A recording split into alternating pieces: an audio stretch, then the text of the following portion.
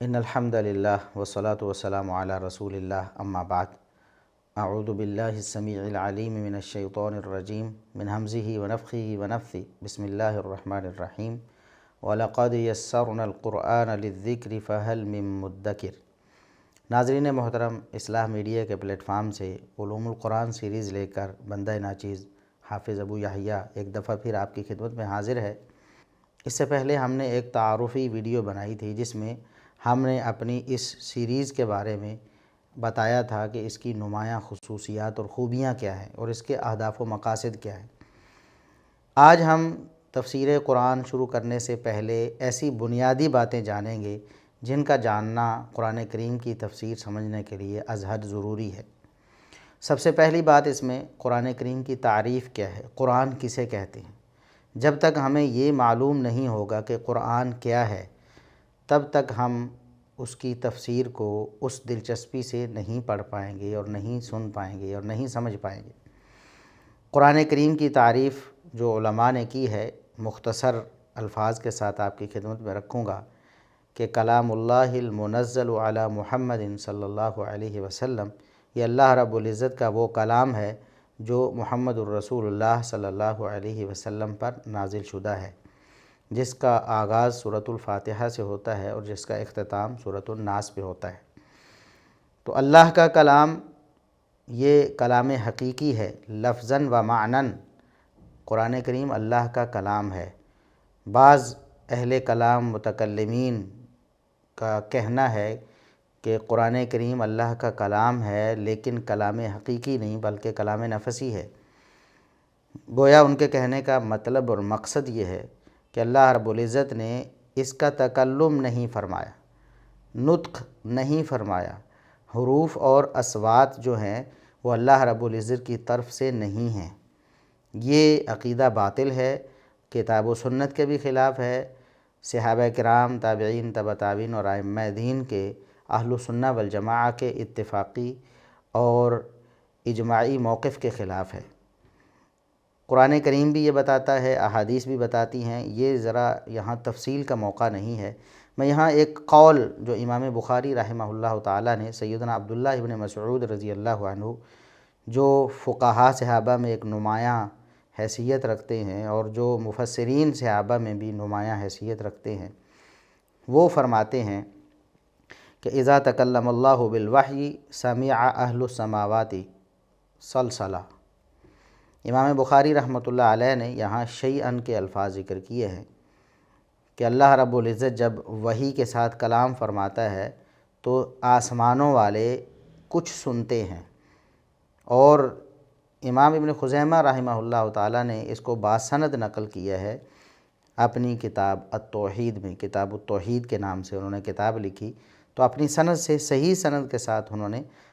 عبداللہ ابن مسعود رضی اللہ عنہ سے یہ قول نقل کیا کہ اذا تکلم اللہ بالوحی سمع اہل السماء سلسلۃ، کہ جب اللہ رب العزت وحی کے ساتھ کلام فرماتا ہے تو آسمانوں کے جو فرشتے ہیں، آسمانوں والے ہیں، وہ آواز سنتے ہیں جیسا کہ پتھر پر کوئی زنجیر کھینچنے کی آواز ہوتی ہے، زنجیر کی آواز وہ سنتے ہیں۔ یعنی اللہ رب العزت جب کلام فرماتا ہے تو کلام حقیقی فرماتا ہے، اور قرآن کریم اللہ رب العزت نے حقیقتاً حروف اور اصوات کے ساتھ کلام فرمایا۔ یہی اہل السنہ والجماعہ کا موقف ہے۔ تو اس سے قرآن کریم کی عظمت کا ہمیں اندازہ ہونا چاہیے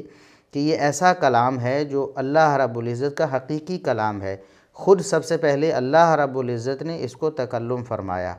اور جبریل امین نے اللہ رب العزت سے اسے سنا اور محمد الرسول اللہ صلی اللہ علیہ وسلم تک پہنچایا۔ جو لوگ اس کو کلام نفسی کہتے ہیں ان کے کہنے کا مطلب یہ ہے کہ نعوذ باللہ اللہ رب العزت نے خود تکلم نہیں فرمایا بلکہ اللہ رب العزت نے یہ جبریل امین کے دل میں ڈالا، گویا ان کے بقول یہ الفاظ جو قرآن کریم کے ہیں یہ اللہ رب العزت کے نہیں بلکہ جبریل امین کے ہیں۔ یہ باطل عقیدہ اور نظریہ ہے۔ تو صحیح عقیدہ یہ ہے کہ یہ اللہ رب العزت کا حقیقی کلام ہے، لفظاً و معناً، معنی بھی اللہ کی طرف سے ہے اور لفظ بھی اللہ رب العزت کی طرف سے، الفاظ اللہ رب العزت نے ادا کیے ہیں کما یلیق بشأنہ، جیسے اس کے شایان شان ہے۔ اللہ رب العزت کی جتنی بھی صفات ہیں، اللہ رب العزت کے جتنے بھی افعال ہیں جو کتاب و سنت سے ثابت ہیں، وہ کما یلیق بشأنہ ہی ہیں، یعنی جیسے اس کی شان کو لائق ہیں۔ اللہ رب العزت کے مثل کوئی چیز نہیں، لیس کمثلہ شیء، اللہ رب العزت کے مثل کوئی چیز نہیں۔ اللہ رب العزت کے افعال کو، اس کی صفات کو کسی مخلوق سے تشبیہ نہیں دی جا سکتی۔ تو بہرحال یہ قرآن کریم کی تعریف کے حوالے سے بات تھی کہ اللہ کا کلام ہے، لفظاً و معناً حقیقی کلام ہے، اور یہ ایسا کلام ہے جو محمد الرسول اللہ صلی اللہ علیہ وسلم کے قلب اطہر پر نازل ہوا۔ اس سے اللہ رب العزت کے دیگر جو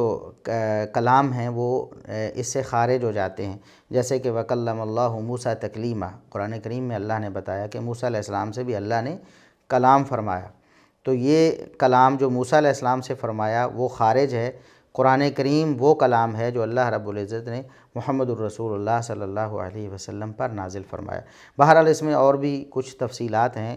یہاں وہ تفصیلات ہمارا موضوع نہیں ہیں، اس لیے ہم تھوڑا آگے چلتے ہیں کہ قرآن کریم اللہ رب العزت کا کلام ہے اور اللہ رب العزت کی حفاظت سے محفوظ ہے۔ یہ سینوں میں اللہ رب العزت نے محفوظ فرمایا، محمد الرسول اللہ صلی اللہ علیہ وسلم کے سینے میں، پھر صحابہ کرام کے سینوں میں، پھر تابعین، تبع تابعین اور ائمہ دین، اور تواتر کے ساتھ مسلمانوں کے سینوں میں محفوظ ہوتا چلا آیا ہے۔ اسی طرح کتابوں لکھی ہوئی صورت میں، کتابی صورت میں بھی اللہ رب العزت نے اس کو محفوظ فرمایا۔ محمد الرسول اللہ صلی اللہ علیہ وسلم بھی جب قرآن نازل ہوتا تو کچھ کاتبین وحی جو آپ نے مقرر کیے تھے صحابہ کرام، ان کی یہ ڈیوٹی تھی کہ وہ لکھ لیا کرتے تھے۔ تو کسی کے پاس کوئی صورت، کسی کے پاس کچھ صورتیں، کسی کے پاس کچھ آیات، اور کسی کے پاس کسی درخت کی چھال پہ، کسی کے پاس کسی جانور کی کھال پہ، تو مختلف انداز سے لکھی ہوئی موجود تھیں، جو کہ صحابہ کرام کے دور میں جب اسے مدون کیا گیا، یعنی دو گتوں کے درمیان جمع کیا گیا، تو ساری آیات اور ساری صورتیں یکجا ہو کر مسلمانوں کے پاس محفوظ ہو گئیں۔ تو بہرحال یہ بھی ایک تفصیلی موضوع ہے جو کہ ہمارے لیے یہاں زیر بحث نہیں ہے۔ تو قرآن کریم محفوظ ہے اور اس کی حفاظت جو ہے وہ قطعی اور یقینی ہے۔ سوائے روافض کے گروہ کے امت میں کسی نے بھی اس بارے میں اختلاف نہیں کیا۔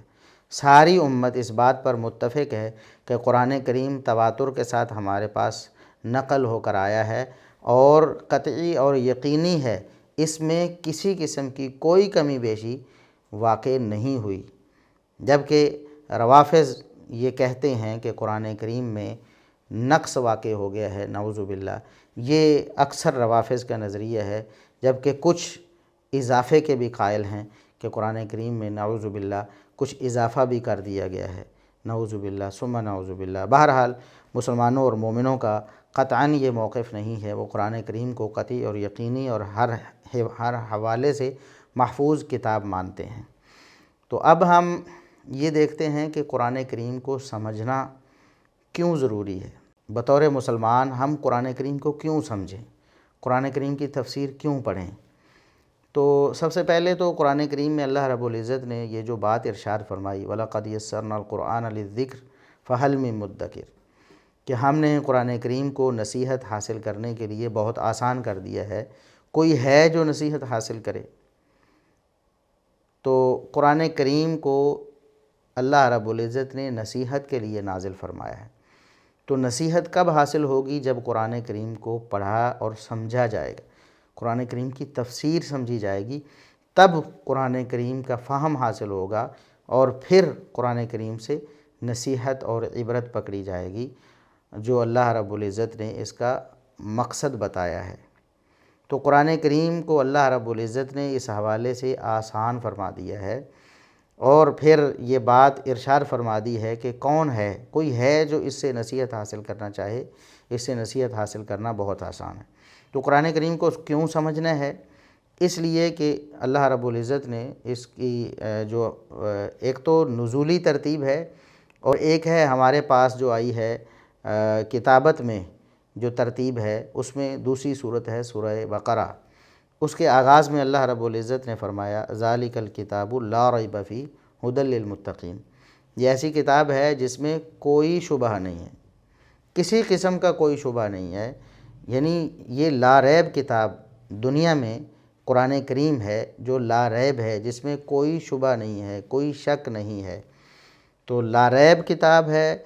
اور لا ریب جو چیز ہوتی ہے یعنی جس میں کوئی شک و شبہ نہیں ہوتا، وہ یقینی چیز ہوتی ہے،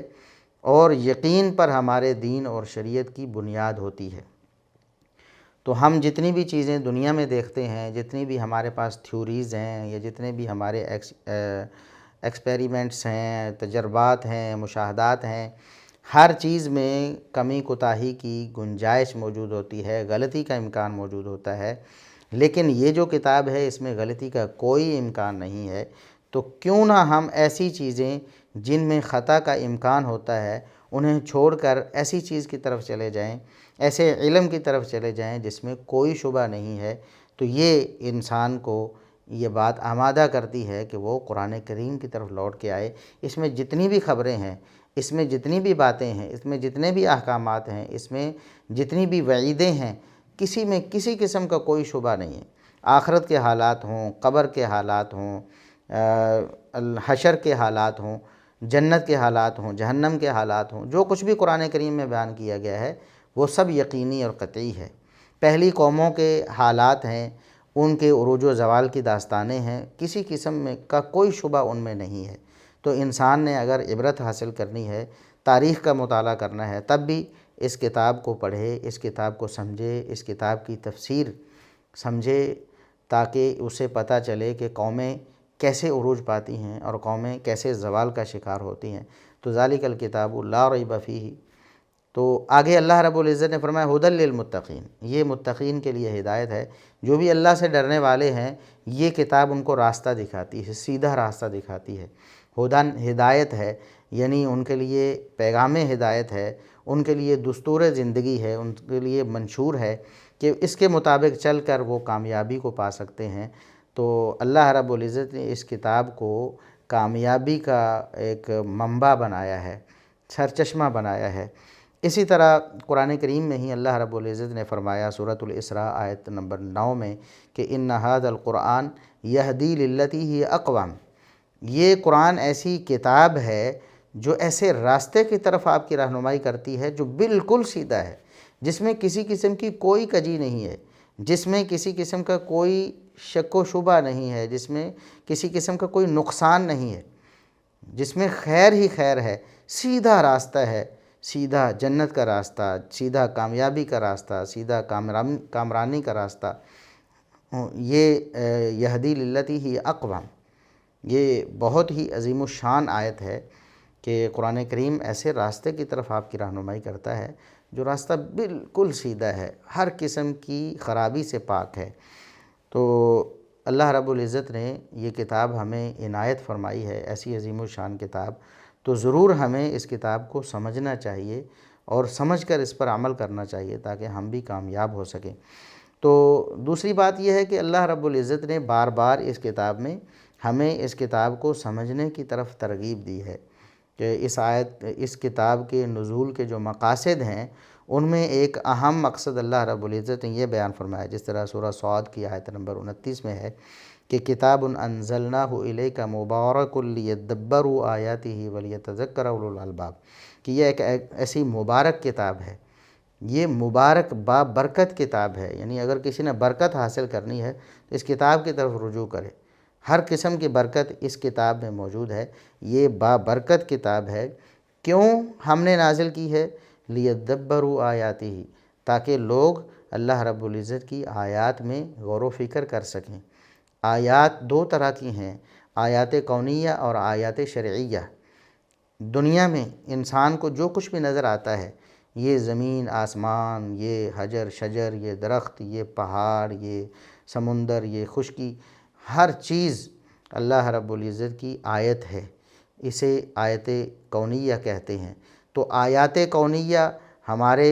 ارد گرد جتنی بھی چیزیں ہیں جو ہمارے مشاہدے میں آتی ہیں، اللہ رب العزت کی قدرت پر دلالت کرتی ہیں، تمام کی تمام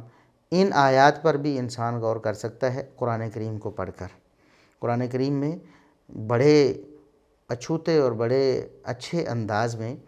ان چیزوں کو ذکر کر کے انسان کو عبرت اور انسان کو نصیحت کی گئی ہے۔ تو وَلْيَتَذَكَّرَ أُولُو الْأَلْبَابِ، اور جو عقل والے ہیں وہ نصیحت حاصل کر سکیں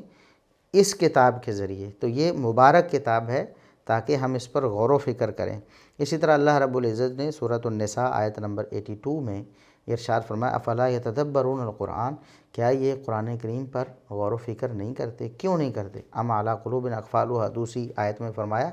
کہ یہ قرآن کریم پر غور نہیں کرتے، کیا ان کے دلوں پر تالے پڑے ہوئے ہیں؟ مطلب یہ ہے کہ جو قرآن کریم کو سمجھ کے نہیں پڑھتا، قرآن کریم کی تفسیر نہیں سمجھتا، اس کے دل پہ گویا تالے پڑے ہوئے ہیں، جہالت کے تالے پڑے ہوئے ہیں، گمراہی کے تالے پڑے ہوئے ہیں۔ جیسے جیسے وہ قرآن کریم کو سمجھے گا وہ تالے ٹوٹیں گے اور اس کو شعور اور آگاہی حاصل ہوگی۔ تو اللہ رب العزت نے یہ ہمیں لمحہ فکریہ ہمارے لیے چھوڑا ہے کہ افلا یتدبرون القرآن، کیا یہ لوگ قرآن کریم پر غور و فکر نہیں کرتے؟ تو قرآن کریم کو سمجھنا یہ انتہائی ضروری ہے ایک مسلمان کے لیے، کیونکہ یہ پیغام ہدایت ہے۔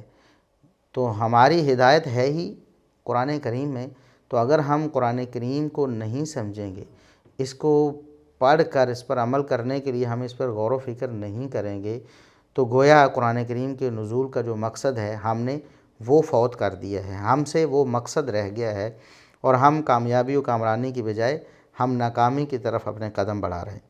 اسی طرح نبی کریم صلی اللہ علیہ وسلم نے بہت سے مقامات پر، بہت سے اپنے فرامین میں قرآن کریم کو سمجھنے اور اس پر غور کرنے کی ہمیں ترغیب دلائی ہے۔ حتیٰ کہ نبی کریم صلی اللہ علیہ وسلم دنیا سے جاتے ہوئے ہمیں وصیت کر کے گئے، کس چیز کی؟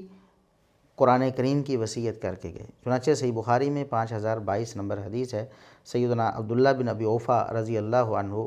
بیان کرتے ہیں کہ نبی کریم صلی اللہ علیہ وسلم نے اوصی بکتاب اللہ، پوچھا گیا کہ آپ صلی اللہ علیہ وسلم امت کو کیا وصیت کر کے گئے؟ تو انہوں نے فرمایا نبی کریم صلی اللہ علیہ وسلم امت کو کتاب اللہ کی یعنی قرآن کریم کی وصیت کر کے گئے۔ تو یہ نبی کریم صلی اللہ علیہ وسلم کی وصیت بھی ہے اپنی امت کو کہ وہ اس قرآن کریم کو سمجھیں اور اس پر عمل کریں۔ اسی طرح صحیح بخاری کی بھی وہ مشہور و معروف حدیث ہے جو سیدنا عثمان رضی اللہ عنہ نے بیان کی ہے کہ خیرکم من تعلم القرآن وعلمہ، کہ نبی کریم صلی اللہ علیہ وسلم نے فرمایا تم میں سے بہتر وہ ہے جو قرآن کریم سیکھتا اور سکھاتا ہے۔ قرآن کریم سیکھنے اور سکھانے والا سب سے بہترین، یعنی اللہ رب العزت جس کو بہتری دینا چاہتا ہے اس کی رہنمائی کرتا ہے قرآن کریم سیکھنے اور سکھانے کی طرف۔ تو قرآن کریم سیکھنا اور سکھانا یہ بہترین افعال میں سے ہے، یہ بہترین پیشوں میں سے ہے، بہترین کاموں میں سے ہے۔ کوئی شخص دنیا کا کوئی کام، کوئی ڈاکٹر بن رہا ہے، کوئی انجینئر بن رہا ہے، کوئی بھی ڈگری حاصل کر رہا ہے یا کوئی عہدہ حاصل کر رہا ہے، نبی کریم صلی اللہ علیہ وسلم کا فیصلہ یہ ہے کہ سب سے بہتر وہ اللہ کی نظر میں اور مومنوں کی نظر میں اور رسول اللہ صلی اللہ علیہ وسلم کی نظر میں وہ ہے جو قرآن کریم سیکھتا اور سکھاتا ہے۔ چنانچہ یہ جو تفسیر ہے قرآن کریم کی، اس لیے ہمیں سمجھنی چاہیے کہ یہ بہترین کام ہے، اس سے بہتر کوئی کام نہیں ہے۔ اور پھر قوموں کے عروج و زوال بھی اسی کتاب کے ساتھ منسلک ہیں۔ چنانچہ صحیح مسلم کی حدیث ہے، سیدنا عمر بن خطاب رضی اللہ عنہ فرماتے ہیں اما ان نبیکم صلی اللہ علیہ وسلم قد قال ان اللہ یرفع بہذا الکتاب اقواما ویضع بہ آخرین، کہ خبردار یاد رکھو ہمارے نبی کریم صلی اللہ علیہ وسلم نے یہ فرمایا ہے۔ کیا فرمایا ہے؟ کہ اللہ رب العزت اس کتاب کے ذریعے قوموں کو ترقی اور عروج دیتا ہے۔ یرفع بہذا الکتاب اقواما، قوموں کو اسی قرآن، اسی کتاب کی وجہ سے ترقی دیتا ہے۔ اور ایک مطلب یہ ہے چونکہ مضارع کا صیغہ ہے تو اللہ رب العزت ترقی اور رفعت دے گا قوموں کو اسی قرآن کے ذریعے وَيَضَعُ بِهِ آخرین، اور اسی قرآن کو پس پش ڈالنے کی وجہ سے اور اس پر عمل نہ کرنے کی وجہ سے، اسے نہ سمجھنے کی وجہ سے اللہ رب العزت قوموں کو زوال کا شکار کر دیتا ہے، زوال میں مبتلا کر دیتا ہے، اور اللہ رب العزت قوموں کو زوال میں مبتلا کرے گا قرآن کریم پر عمل نہ کرنے کی وجہ سے اور قرآن کریم کو نہ سمجھنے کی وجہ سے۔ تو اس سے ہمیں قرآن کریم کو سمجھنے یعنی قرآن فہمی کے جو فوائد ہیں، اس کی جو اہمیت ہے، اس کی جو فضیلت ہے وہ ہمیں معلوم ہوتی ہے۔ تو اس لیے ہمیں قرآن کریم کو سمجھنے کی طرف آنا چاہیے، ہمیں کچھ وقت روزانہ نکالنا چاہیے۔ یہ جو ہمارا سلسلہ ہے اس کے ساتھ آپ یعنی مستقل طور پر منسلک ہو جائیں کہ جب بھی کوئی قرآن کریم کی تفسیر آتی ہے، کسی آیت کی، کسی سورت کی، تو فوراً اس کو سنیں اور اس پر عمل کرنے کی کوشش کریں۔ اب ہم ایک اور بات یہاں جو ذکر کرنے چاہتے ہیں، جو ہمارے اس علوم القرآن سیریز کی مبادیات میں سے ہے، یعنی بنیادی بات ہے کہ قرآن کریم کی تفسیر میں بہت زیادہ احتیاط کرنا ایک مسلمان پر لازم ہے۔ کیوں؟ اس لیے کہ قرآن کریم کی تفسیر کا مطلب کیا ہے؟ یعنی ہم یا کوئی بھی قرآن کریم کی تفسیر کرنے والا وہ اللہ رب العزت کی ترجمانی کرنا چاہتا ہے، لوگوں کو بتانا چاہتا ہے کہ اللہ یوں فرماتا ہے۔ ظاہر ہے کہ ایک شخص قرآن کریم پڑھا رہا ہے، قرآن کریم سمجھا رہا ہے، اس کی تفسیر لوگوں کے سامنے پیش کر رہا ہے، تو وہ یہ کہہ رہا ہے کہ میں آپ کو وہ بتا رہا ہوں جو اللہ نے فرمایا ہے۔ تو اگر وہ قرآن کریم کی تفسیر ایسے انداز میں کر دے گا جو غلط ہے، جو اللہ رب العزت کی مراد نہیں ہے، لوگوں کو وہ بتائے گا کہ یہ اللہ کی مراد ہے، تو یہ بہت بڑا جرم ہے اللہ رب العزت کے ہاں۔ اللہ رب العزت نے اس کو شرک کے ساتھ برابر کر کے قرآن کریم میں ذکر کیا ہے۔ چنانچہ اللہ رب العزت نے فرمایا حرم ربی الفواحش ما ظہر منہا وما بطن والاثم والبغی بغیر الحق وان تشرکوا باللہ ما لم ينزل به سلطانا وان تقولوا علی اللہ ما لا تعلمون۔ اے نبی آپ اعلان کر دیں کہ میرے رب نے فواحش کو بھی حرام قرار دیا ہے، جتنی بھی فواحش ہیں وہ ظاہری ہوں باطنی ہوں، ان کو حرام قرار دیا ہے، اور اللہ کے ساتھ شرک کو حرام قرار دیا ہے، اور اسی طرح اللہ رب العزت نے حرام قرار دیا ہے وَأَن تَقُولُوا عَلَى اللَّهِ مَا لَا تَعْلَمُونَ، اللہ رب العزت کے ذمے ایسی بات لگا دینا جس کا علم تمہارے پاس نہیں، یعنی جس کی دلیل تمہارے پاس نہیں، تم اپنی طرف سے یہ کہہ دو کہ اللہ نے یوں فرمایا ہے، یا اللہ کا یوں کہنا ہے، یا اللہ کی یہ مراد ہے، تو یہ اللہ رب العزت کے بارے میں ایسی بات کہنا ہے جس کا آپ کے پاس علم نہیں ہے، یعنی اس کے بارے میں آپ کو وحی نہیں آئی، آپ نے اپنی طرف سے اللہ رب العزت کی طرف ایک بات منسوب کر دی ہے، تو یہ انتہا درجے کی حرام چیز ہے، یہ انتہا درجے کی حرام بات ہے کہ آپ اللہ رب العزت کی طرف وہ چیز منسوب کر دیں جو اللہ رب العزت نے نہیں کہی ہے۔ اس کی قباحت کا اندازہ یوں بھی لگائیں کہ نبی کریم صلی اللہ علیہ وسلم کی طرف ایسی بات منسوب کرنا جو آپ صلی اللہ علیہ وسلم نے نہیں کی یا نہیں فرمائی، یا آپ صلی اللہ علیہ وسلم سے ثابت نہیں ہے۔ من کذب علی متعمدا فلیتبوأ مقعدہ من النار، نبی کریم صلی اللہ علیہ وسلم نے فرمایا جو مجھ پر جان بوجھ کر جھوٹ باندھ دیتا ہے وہ اپنا ٹھکانہ جہنم سمجھے۔ تو جب نبی کریم صلی اللہ علیہ وسلم کی طرف جھوٹی بات منسوب کرنا اتنا بڑا جرم ہے، تو اللہ احکم الحاکمین، اللہ احسن الخالقین کی طرف ایسی بات منسوب کرنا جو اللہ رب العزت نے نہیں کہی ہے وہ کتنا بڑا جرم ہوگا، اس کا اندازہ آپ خود لگا لیں۔ تو تفسیر کرنے والا شخص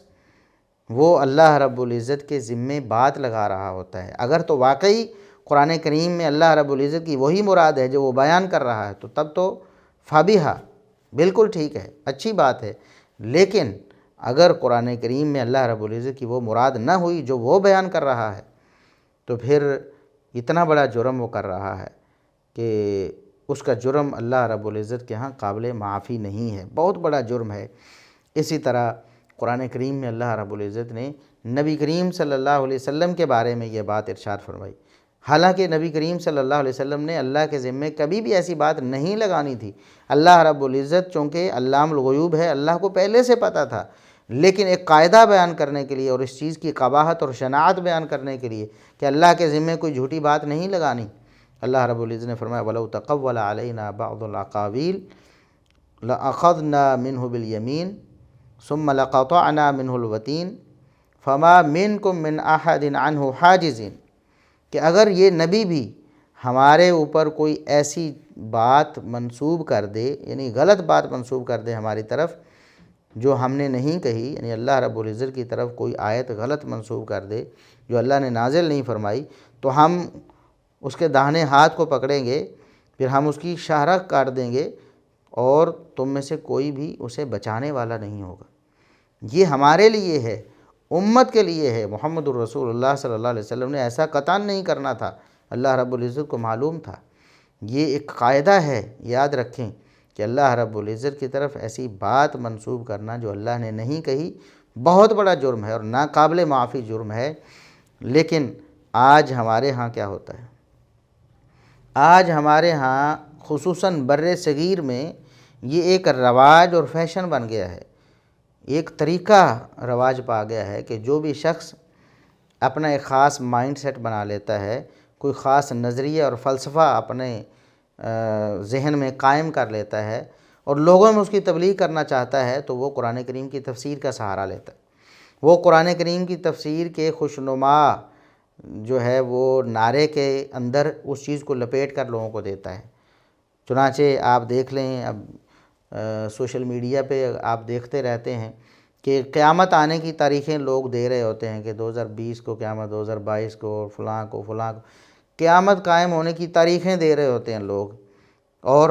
ان میں سے کئی ایسے ہوتے ہیں جو قرآن کریم کی تفسیر بیان کرتے ہوئے کوئی آیت پڑھ کر اس سے ایک نتیجہ کشید کر رہے ہوتے ہیں اور پھر لوگوں کو بتا رہے ہوتے ہیں جی قیامت اس وقت قائم ہونے والی ہے، اس وقت قائم ہونے والی ہے۔ اسی طرح جو قیامت کی قرب قیامت کی نشانیاں ہیں، جیسا کہ دجال ہے، یاجوج ماجوج وغیرہ ہے، ان کو ایک مذاق بنا لیا گیا ہے، اپنی نفسانی خواہشات میں کی بھینٹ چڑھا کر ان کو ایک مذاق بنا دیا گیا ہے۔ کوئی اس کی کوئی تفسیر کر رہا ہے، کوئی اس کی کوئی کر رہا ہے۔ یاد رکھیں کہ یاجوج ماجوج کا ذکر قرآن میں ہے، اور قرآن کریم کی ایسی تفسیر کرنا جو غلط ہے، جو اللہ کی مراد نہیں ہے، یہ اپنے آپ کو ہلاکت اور تباہی میں ڈالنے کی کے مترادف ہے اور اللہ رب العزت کے ہاں بہت بڑا جرم ہے۔ اور آج ہمارے ہاں خصوصاً عرب ممالک کے بارے میں، خصوصاً پاکستان کے بارے میں جو واقعات اور حالات سیاسی طور پر رونما ہو رہے ہوتے ہیں،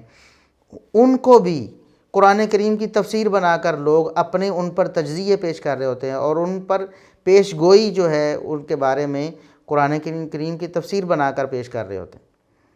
کہ یہ جو ابھی چند سالوں میں یہ ہونے والا ہے، دیکھو قرآن کی آیت یہ کہتی ہے، وہ حدیث یہ کہتی ہے، 2022 میں یہ ہو جائے گا، 2025 میں یہ ہو جائے گا، اور 10 سال بعد یہ ہو جائے گا، جی 15 سال 20 سال بعد یہ ہو جائے گا۔ ایسا ہمارے ہاں عام ہے۔ تو یہ ایک بہت بڑا فتنہ ہمارے ہاں رونما ہو گیا ہے کہ قرآن کریم کی تفسیر کے ساتھ کھلواڑ کیا جا رہا ہے۔ قرآن کریم کی تفسیر کو بازیچہ اطفال بنا دیا گیا ہے۔ جس شخص کا دل چاہتا ہے وہ قرآن کریم پر ہاتھ صاف کرتا ہے، نعوذ باللہ، اس کی تفسیر اپنی طرف سے کر کے لوگوں میں یہ تاثر دینے کی کوشش کر رہا ہوتا ہے کہ یہ اللہ کا فرمان ہے، اللہ رب العزت کی یہ مراد ہے۔ اندازہ کریں کتنی ایسی پیش گوئیاں جھوٹ ثابت ہو گئیں ان مفکرین کی، ان نام نہاد مفسرین کی، جو لوگوں کو تاریخ دے رہے ہوتے ہیں، سال بتا رہے ہوتے ہیں کہ اتنے سال بعد یہ ہو جائے گا، دیکھو یہ فلاں ہو گیا، یہ فلاں واقعہ ہے، اس کی طرف قرآن نے اشارہ کیا، یہ فلاں واقعہ ہے، اس کی طرف حدیث نے اشارہ کیا ہے، لہٰذا وہ حالات بن گئے ہیں۔ اب گویا عیسیٰ علیہ السلام آیا ہی چاہتے ہیں، اب عیسیٰ علیہ السلام چند سالوں بعد آنے والے ہیں، اب مہدی کا ظہور ہونے والا ہے، اب یہ ہونے والا ہے، وہ ہونے والا ہے، اور اس میں قرآن کریم کو وہ آڑ بنا کر یہ سارے نظریات ان کی تبلیغ کر رہے ہوتے ہیں۔ آپ اندازہ کریں کہ ایک شخص یہ سمجھ رہا ہوتا ہے، عام شخص جو ہے وہ یہ سمجھ رہا ہوتا ہے کہ جو کچھ یہ مفسر صاحب بتا رہے ہیں، یہ تفسیر قرآن کا لیکچر دینے والے یہ حضرت صاحب بتا رہے ہیں، اللہ رب العزت کی یہ مراد ہے۔ کل کو وہ پیش گوئی جھوٹی ثابت ہو جاتی ہے، وہ اس کی بتائی ہوئی بات پوری نہیں ہوتی جو اس نے تفسیر بنا کر یا تفسیر کے اندر داخل کر کے لوگوں کو بتائی ہے، تو کتنے لوگ ایسے ہوں گے جو دین سے بیزار ہو جائیں گے، یہ سمجھ لیں گے نعوذ باللہ کہ اللہ رب العزت کا فرمان سچ ثابت نہیں ہوا، کیونکہ انہوں نے تو تفسیر کو اللہ رب العزت کے فرامین کی ترجمانی سمجھ کر لیا ہوگا۔ تو کئی لوگ دین بیزار ہو جائیں گے اور ان کے الحاد کا سبب ایسے نام نہاد مفسرین و مفکرین بنیں گے۔ لہٰذا قرآن کریم کے حوالے سے، اس کی تفسیر کے حوالے سے بہت زیادہ احتیاط لازم ہے۔ اسی طرح آپ دیکھیں گے کہ کئی لوگ جو ہیں کفریہ اور شرکیہ عقائد جو ہیں ان کی تبلیغ قرآن کریم کی آیات کی تفسیر میں ڈال کر لوگوں کو کر رہے ہوتے ہیں۔ مثلا وحدت الوجود جیسے کفریہ شرکیہ عقیدے کی ترویج بھی قرآن کریم کی آیات کو آڑ بنا کر ان کی تفسیر میں ڈال کر لوگوں کو وہ سنا رہے ہوتے ہیں، نعوذ باللہ۔ بلکہ کئی تو ایسے ہیں کہتے ہیں قرآن کریم کی آیت سے یہ ثابت ہوتا ہے، نعوذ باللہ، عقیدہ وحدت الوجود اور اس طرح کی چیزیں جو ہیں وہ قرآن کریم کی تفسیر میں آپ سنیں گے کہ تفسیر کا لیکچر ہو رہا ہے اور اس میں عقیدہ وحدت الوجود یا نظریہ فلسفہ وحدت الوجود کی تبلیغ کی جا رہی ہوتی ہے اور اس کو جسٹیفائی کیا جا رہا ہوتا ہے۔ اور اس طرح بعض لوگ ایسے ہیں جو قرآن کریم کی تفسیر کرتے ہوئے نعوذ باللہ ثم نعوذ باللہ ایسی بدعات اور خرافات ان کا اس بات کر رہے ہوتے ہیں، جیسے جشن عید میلاد النبی، اس کا اس بات بھی بعض لوگ قرآن کریم کی آیتوں کی تفسیر کے اندر کر رہے ہوتے ہیں،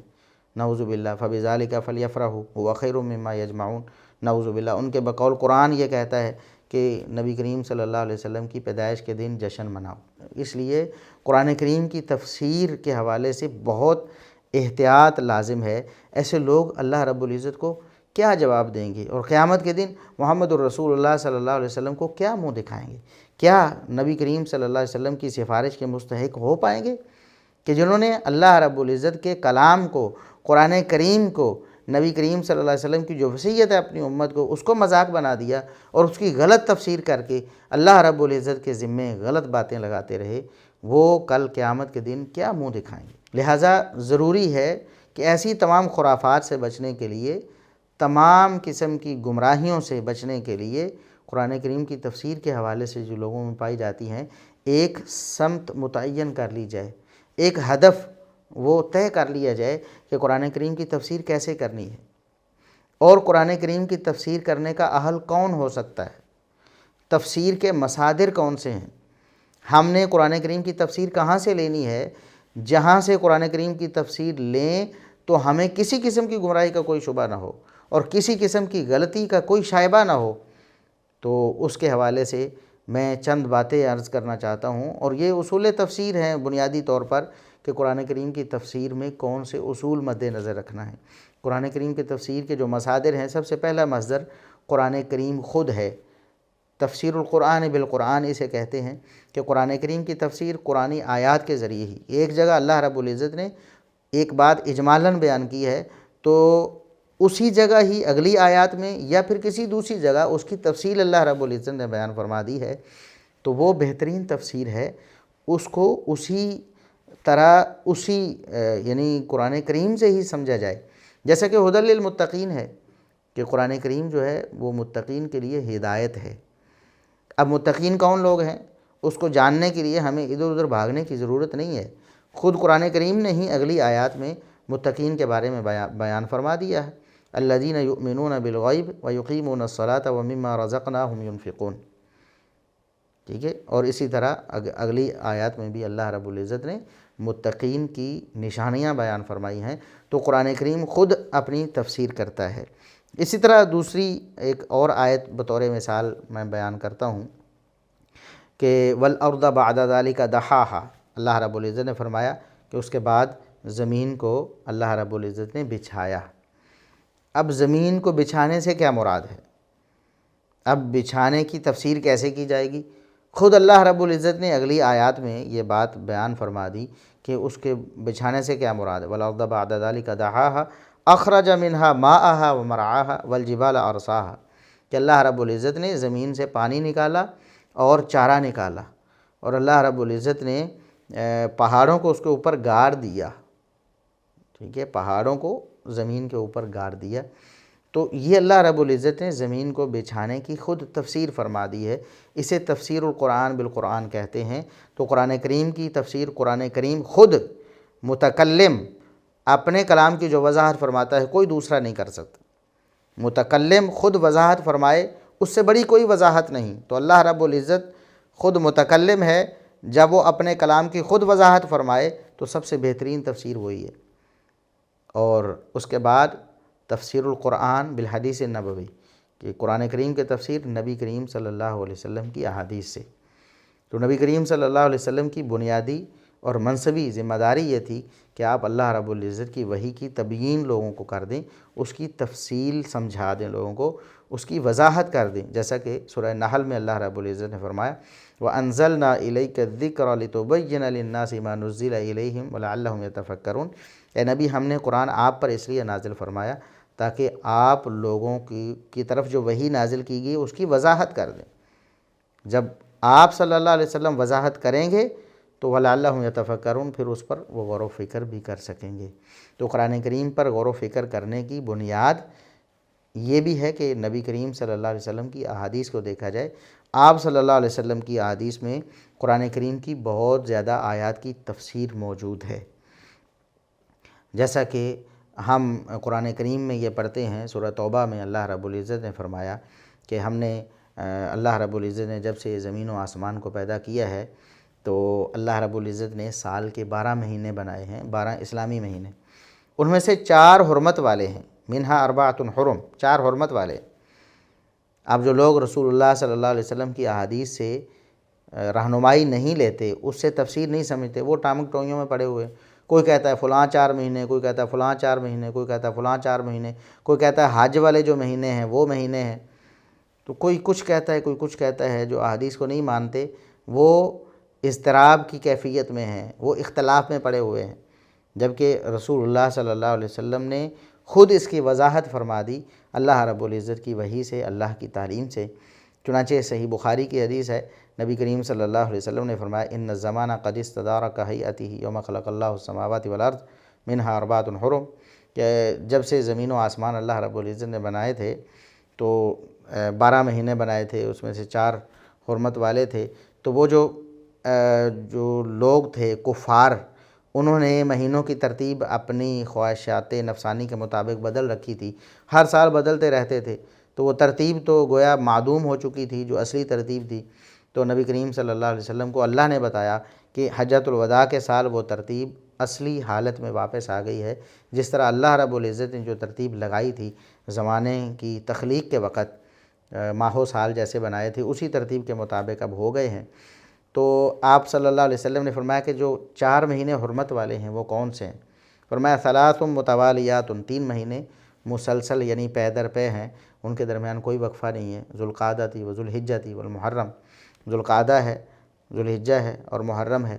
اور ایک مہینہ وہ ذرا درمیان میں پڑتا ہے، ہٹ کر ہے، وہ رجب مضر الذی بین جمادہ و شعبان، اور رجب ہے جو جمادہ اور شعبان کے درمیان ہے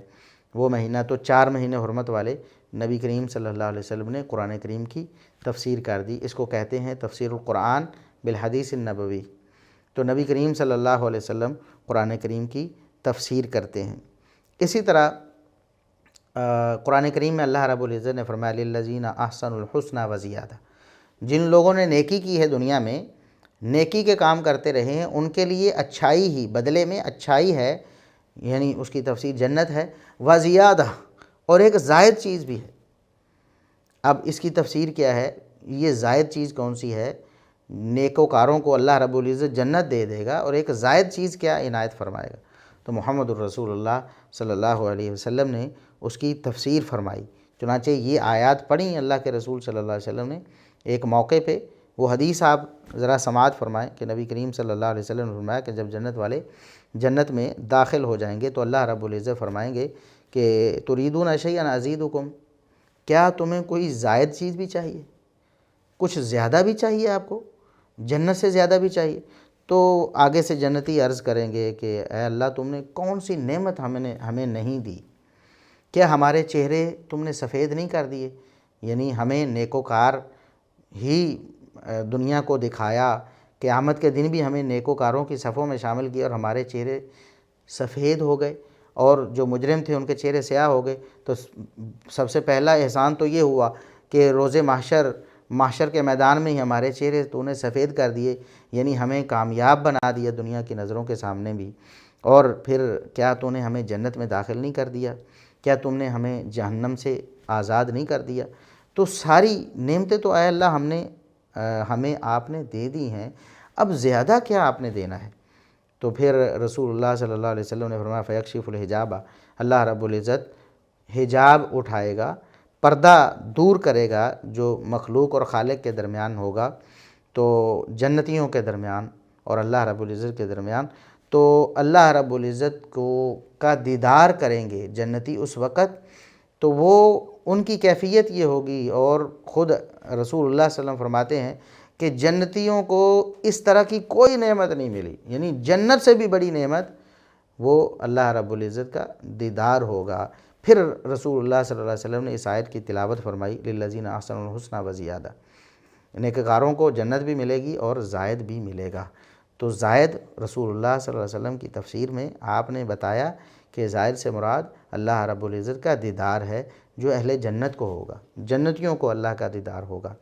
تو قرآن کریم کی تفسیر رسول اللہ صلی اللہ علیہ وسلم کی احادیث سے ہوتی ہے، اور اس کی بے شمار مثالیں ہیں، اور جب آپ تفسیر پڑھیں گے تو انشاءاللہ آپ کے سامنے وہ مثالیں پے در پے آتی چلی جائیں گی کہ رسول اللہ صلی اللہ علیہ وسلم نے صحابہ کرام کو آیات کی تفسیر سکھائی، کیا مراد ہے اللہ رب العزت کی۔ تو سب سے بہترین تفسیر اللہ رب العزت نے خود جو بیان فرمائی، اپنے قرآن میں بیان فرما دی، یا اپنے نبی کریم صلی اللہ علیہ وسلم کی زبانی بیان فرما دی، یعنی حدیث کے ذریعے، یہ سب سے بہترین تفسیر ہے، اس جیسی کوئی تفسیر ہو ہی نہیں سکتی۔ تو جو شخص قرآن کی تفسیر قرآن کے ساتھ کرے گا اور قرآن کی تفسیر حدیث کے ساتھ کرے گا، یقیناً اس کی تفسیر میں کوئی غلطی اور کوئی خطا نہیں ہو سکتی، اس کی تفسیر یقینی اور قطعی ہوگی اور اس میں کوئی شبہ نہیں ہوگا،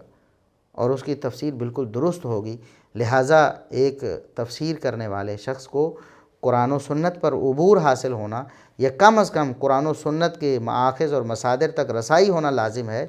تاکہ وہ ڈھونڈ سکے کہ اللہ رب العزت نے کیا تفسیر کی ہے اور محمد الرسول اللہ صلی اللہ علیہ وسلم نے کیا تفسیر کی ہے۔ اس کے بعد ہے صحابہ کرام کے اقوال کے ساتھ تفسیر۔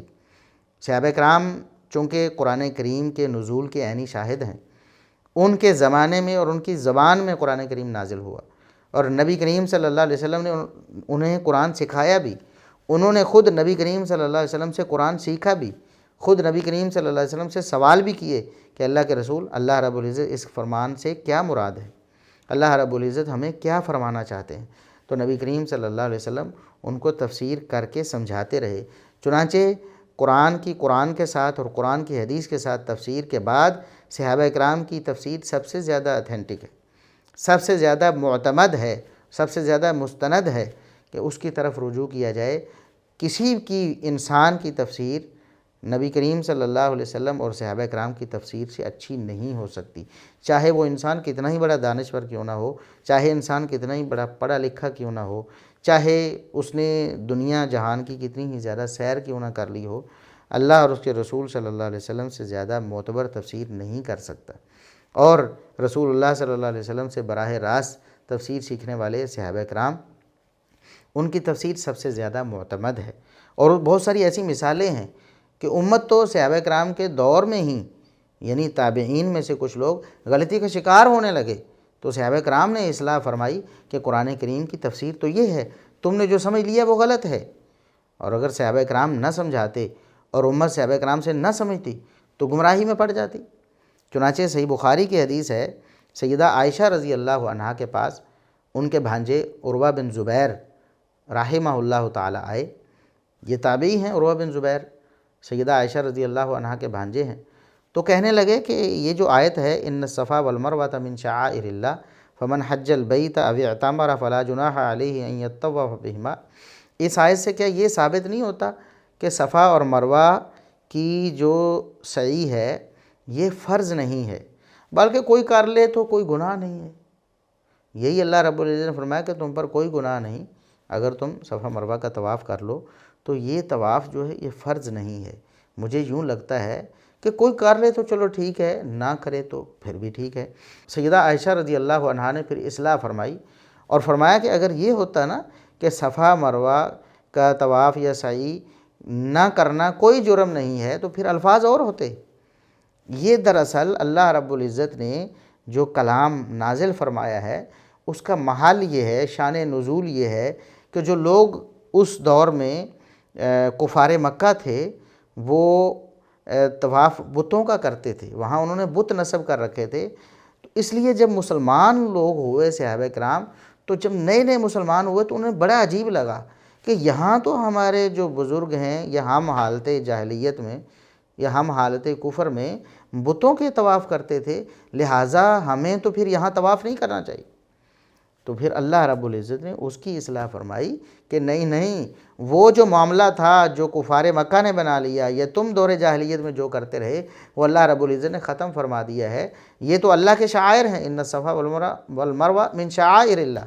صفا مروہ تو اللہ کے شعائر ہیں۔ جو بت نصب کیے تھے وہ غلطی تھی، بتوں کا طواف جرم تھا، صفا مروہ تو اللہ کے شعائر میں سے ہیں، ان کا طواف جرم نہیں ہے۔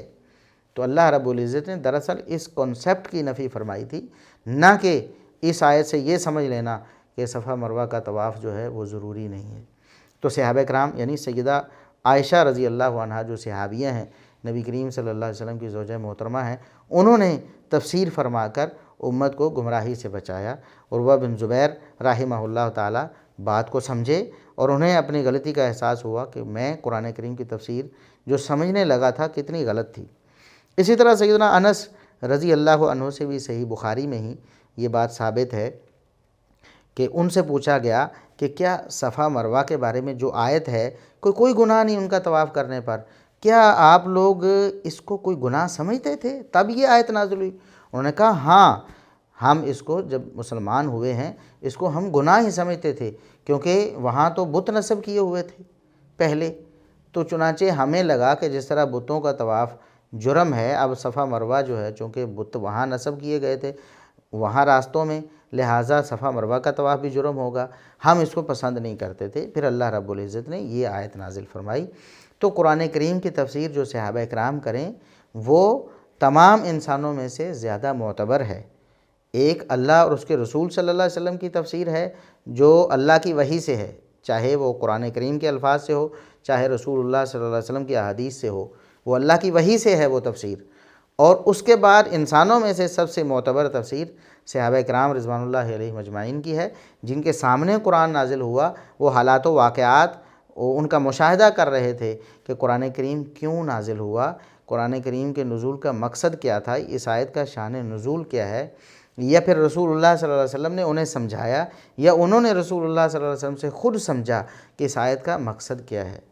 جیسا کہ عبداللہ ابن مسعود رضی اللہ عنہ وہ فرماتے ہیں کہ مجھے اگر پتہ چل جائے نا کہ مجھ سے بھی کوئی بڑا عالم ہے قرآن کریم کی نزول کے حوالے سے، شان نزول کا، کہ یہ آیت و سورت کہاں نازل ہوئی ہے، اگر کسی کو مجھ سے زیادہ علم ہے اور مجھے معلوم ہو جائے تو میں چاہے کتنی سواریاں قربان کرنی پڑیں راستے میں، وہ فوت ہو جائیں میری، میں وہاں پہنچوں اور جا کر وہ علم حاصل کروں جو اس شخص کے پاس ہے۔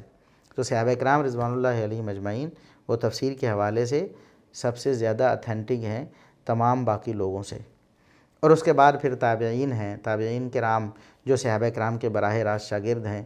تو صحابہ کرام جو مفسرین جیسے عبداللہ ابن عباس رضی اللہ عنہما ہے، مفسر قرآن، ان کو ایک خطاب ہی امت کی طرف سے مل گیا کہ یہ مفسر قرآن ہے۔ نبی کریم صلی اللہ علیہ وسلم کی دعا بھی ہے اللہم علمہ الکتاب۔ تو عبداللہ ابن عباس رضی اللہ عنہما مفسر قرآن، ان سے تفسیر جو سیکھنے والے نمایاں نام ہیں، مجاہد بن جبر تابعی ہیں، یہ عبداللہ ابن عباس رضی اللہ عنہما کے مشہور شاگردوں میں سے ہیں۔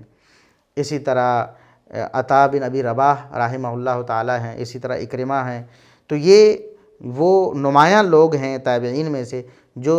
سیدنا عبداللہ ابن عباس رضی اللہ عنہما سے تفسیر سیکھتے رہے۔ اسی طرح ابی رضی اللہ عنہ قرآن کریم کے بہت بڑے قاری بھی ہیں اور مفسر بھی ہیں، تفسیری اقوال بہت سے ان سے منقول ہیں، تو ان سے بھی نقل کرنے والے ان کے شاگرد ہیں۔ اسی طرح سیدنا عبداللہ ابن مسعود رضی اللہ عنہ ہیں، فقہاء میں اور مفسرین صحابہ میں ایک نمایاں مقام ہے ان کا، تو وہ بھی قرآن کریم کی تفسیر سکھاتے تھے۔ ان کے شاگردوں میں بھی جیسے علقمہ ہیں، مسروق ہیں وغیرہ، وہ ان سے تفسیر سیکھتے تھے۔ اسی طرح سیدنا علی رضی اللہ عنہ کے جو تفسیری اقوال ہیں ان کے جو شاگرد ہیں وہ نقل کرتے ہیں تابعین میں سے۔ اسی طرح دیگر جو صحابہ کرام ہیں مفسرین، ان کے جو شاگرد ہیں تابعین، وہ جو تفسیر کریں گے چونکہ انہوں نے صحابہ سے تفسیر سیکھی اور سمجھی ہے، وہ بعد والوں کی نسبت سب سے زیادہ اتھینٹک ہوگی۔ اور اس لیے بھی کہ نبی کریم صلی اللہ علیہ وسلم نے فرمایا خیرکم قرنی ثم الذین یلونہم ثم الذین یلونہم، سب سے بہترین زمانہ میرا یعنی صحابہ کا زمانہ ہے، پھر ان کا زمانہ جو صحابہ کے بعد یعنی ان سے ملنے والے، پھر ان سے ملنے والے۔ تو یہ بہترین جو ادوار ہیں ان کی تفسیر بعد والوں کی نسبت بہت زیادہ معتبر اور مستند ہے۔ اگر کوئی شخص کہتا ہے کہ میں قرآن کریم سے مستغنی ہو کر، رسول اللہ صلی اللہ علیہ وسلم کی احادیث سے مستغنی ہو کر، صحابہ کرام اور تابعین کی تفسیر سے مستغنی ہو کر اپنی کوئی تفسیر کروں اپنی عقل اور سمجھ سے کہ اللہ رب العزت کے اس فرمان کی کیا مراد ہے، یقیناً وہ خطا کار ہے، یقیناً ایسا شخص مجرم ہے اللہ رب العزت کے ہاں، اسے کوئی حق نہیں ہے کہ وہ ایسا کام کرے۔ افسوس تو اس بات پہ ہے کہ آج قرآن کریم کی تفسیر جو ہے وہ ایسا آسان ہدف بن گیا ہے، ہر شخص اٹھتا ہے، جو شخص عربی زبان ہی نہیں جانتا سرے سے۔ اللہ رب العزت نے فرمایا کہ ہم نے اس قرآن کو عربی بنایا ہے، جعلناہ قرآنا عربیا لعلکم تعقلون، ہم نے اس کو عربی بنایا ہے، قرآن عربی میں نازل کیا تاکہ تم سمجھو۔ تو جو عربی سمجھتا ہی نہیں وہ قرآن کو کیسے سمجھے گا؟ وہ قرآن کی تفسیر قرآن کے ذریعے کیسے کرے گا؟ وہ احادیث کو کیسے سمجھے گا؟ وہ احادیث بھی عربی میں، آپ صلی اللہ علیہ وسلم کے فرامین، صحابہ تابعین کے اقوال بھی عربی میں، وہ عرب تھے صحابہ کرام بھی، تو وہ کیسے تفسیر کرے گا؟ تو بڑے دھڑلے سے لوگ اس بات کا اقرار کر رہے ہوتے ہیں کہ مجھے عربی نہیں آتی، میں عربی میں مہارت نہیں رکھتا اور عربی سمجھنے سیکھنے کی مجھے ضرورت بھی نہیں، لیکن وہ مفسر قرآن بنا بیٹھا ہوتا ہے۔ اور ایک شخص ببانگ دہل یہ اعلان کر رہا ہوتا ہے کہ مجھے علم حدیث کا کوئی پتہ نہیں، میں علم حدیث میں صفر ہوں، لیکن لوگ اس سے بھی تفسیر سیکھ رہے ہوتے ہیں۔ کتنے افسوس کی بات ہے، وہ کیسے تفسیر کرے گا رسول اللہ صلی اللہ علیہ وسلم کے فرامین سے مستغنی ہو کر؟ اسی طرح ایک شخص، اس کے بارے میں سب کو پتہ ہے کہ وہ قرآن کریم اوپر دیکھ کر بھی صحیح نہیں پڑھ پاتا، اوپر دیکھ کر بھی غلطیاں کرتا ہے قرآن کریم پڑھنے میں، تو ایسا شخص بھی قرآن کریم کی تفسیر پر لیکچر ریکارڈ کروا رہا ہوتا ہے۔ تو قرآن کریم کی تفسیر پر اتنا ظلم لوگ کر رہے ہیں کہ اللہ کی پناہ۔ تو یہ جو کچھ چیزیں مبادیات ہم نے ذکر کی ہیں تفسیر کے حوالے سے، یہ ایک مسلمان کے علم میں ہونی چاہیے، اور مسلمان بطور مسلمان تفسیر کے حوالے سے کتنی احتیاط چاہیے، اور تفسیر کرنے کے لیے کیا اہلیت چاہیے، تفسیر کون لوگ کر سکتے ہیں، تفسیر کے مصادر کیا ہیں، اور تفسیر کیوں ہونی ہے، کیوں آپ نے سیکھنی ہے، اور قرآن کریم کیا ہے، قرآن کریم کی تعریف کیا ہے، اللہ کا کلام کیا ہے، اس بارے میں ہم نے بنیادی باتیں آپ کے سامنے رکھ دی ہیں۔ انشاءاللہ نیکسٹ جو ہمارا لیکچر ہوگا اس میں ہم قرآن کریم کی تفسیر کا آغاز کریں گے۔ اب تک کے لیے یہی ہے، مجھے اجازت دیجیے، اللہ حافظ۔